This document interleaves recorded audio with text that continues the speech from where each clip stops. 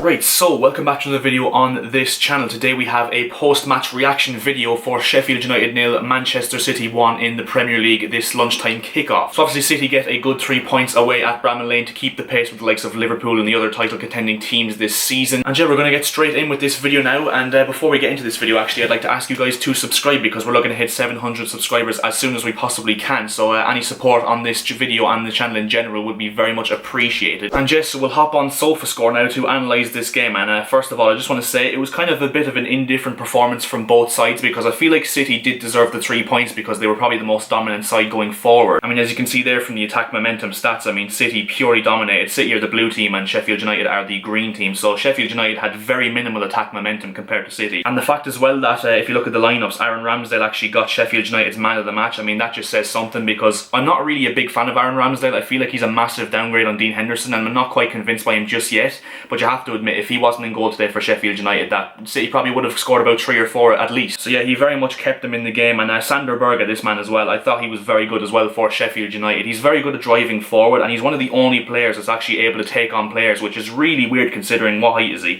I'm pretty sure he's like 6'4", 6'5", so it just goes to show. And the main thing I think for Sheffield United as well is the fact that whenever they get forward, they just shit themselves. It's almost like they just get confused and they don't know what to do. I mean, they go forward and as I said, they just don't know what to do. They don't have the same bite as they did last season either. I mean, last season they were able to play it in the triangles and the corners between the likes of Baldock and Stevens and then whip the ball into the box and maybe someone would be on the end of it. But this season it's almost like teams have kind of found them out, and that is one of the main reasons why I think they'll struggle this season, is because their complete lack of goals is really worrying if you're coming from a Sheffield United standpoint. And as well, because of the lack of goals, it just feels like they don't have a natural goal scorer because Oliver McBurney, as you can see on your screen, he's a decent enough striker in certain areas, but at the moment he's not really getting the goals that are required for them to stay up. And the only natural goal scorer that they potentially could say they have, Ryan Brewster, I mean, how many touches did he get today? 17 touches, so it just goes to show. I mean, he's probably their best goal scorer, their best threat from a goal, and he's only getting 17 touches against Manchester City. I mean, that just goes to show because it almost feels like he's not even fitting into this Sheffield United system, so that is another worrying sign as well. In terms of the City standpoint, really impressed with this man, Rodri. I mean, I think he's one of the most underrated players in the Premier League. The way he controls that game is just absolutely brilliant, and he's also very physical for a Spanish player as well. I mean, he's a very dominant force. Also impressed with this man, João Cancelo at left back. I mean, he's a right-footed left back at this stage, and he's done very well recently. I mean, there was rumours that he was going to be sold by Pep Guardiola in the summer, but since then he's gone from strength to strength, and he was absolutely brilliant again today. And I know he wasn't the standout performer today, but I just want to give a shout out to Riyad Mahrez because I really rate this guy. I mean, his ball control in tight spaces is just absolutely second to none in the Premier League. I mean, I don't know how he does it. So yeah, he's just a naturally gifted baller. Kyle Walker obviously getting the goal on 28 minutes, a very good performance from him as well, and I think that it's time Kyle Walker got the respect he deserves as well, because not only because he scored today, but he's very good all round. I mean, Ederson had very little to do for City in net. I mean, Ferran Torres, I mean, he got a 5.7 on SofaScore, which I think is a bit unfair because he was getting himself into the positions. I mean, I think he's a better centre forward than the likes of Raheem Sterling. He was putting himself about, but overall I feel like he's not clinical enough. I mean, he's not a natural number 9, let's be honest, and I think if someone like Aguero or Jesus was playing today, City would have completely walked over the Sheffield United side. And if we go back onto the overall stats, I mean, I want to see what the shot stats and the possession stats were like, if I can find it here. Where are they? Statistics, there we go, I was on the wrong thing. So 65% ball possession for City. I mean, 16 shots to 3, 8 on target to 1.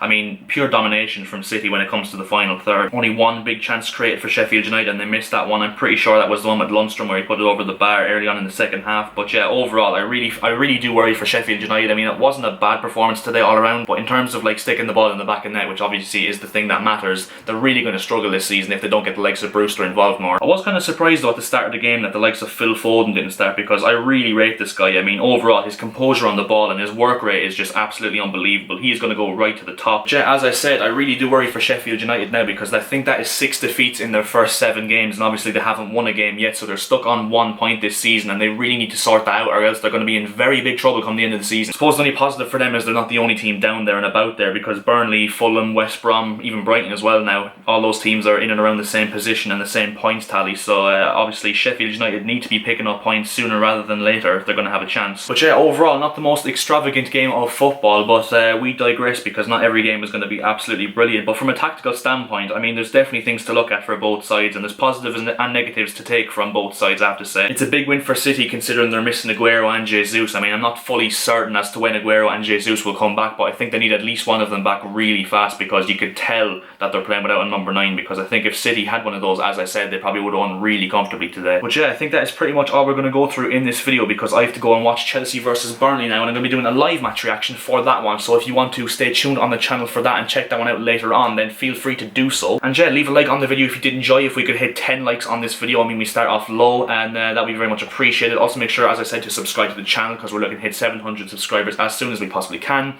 See you guys in the next video. See ya.